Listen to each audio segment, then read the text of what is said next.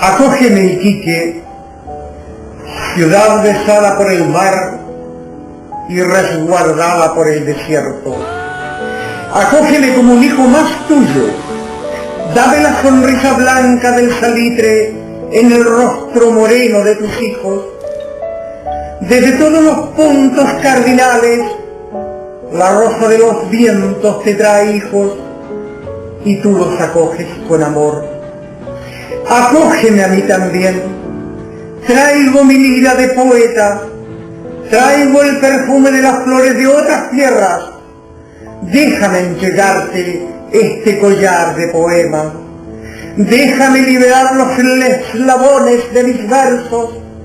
Déjame arrastrar mi poesía por tus calles, por el mar y por el desierto.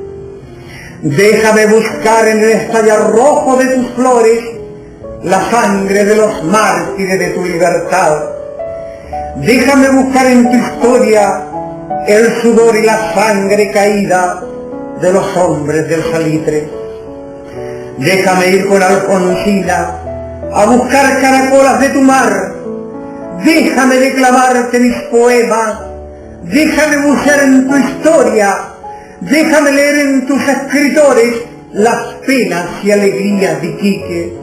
Déjame beber los versos de tus poetas. Déjame ser poeta libre entre el mar espuma y el desierto arena. Acógeme, acógeme, Iquique.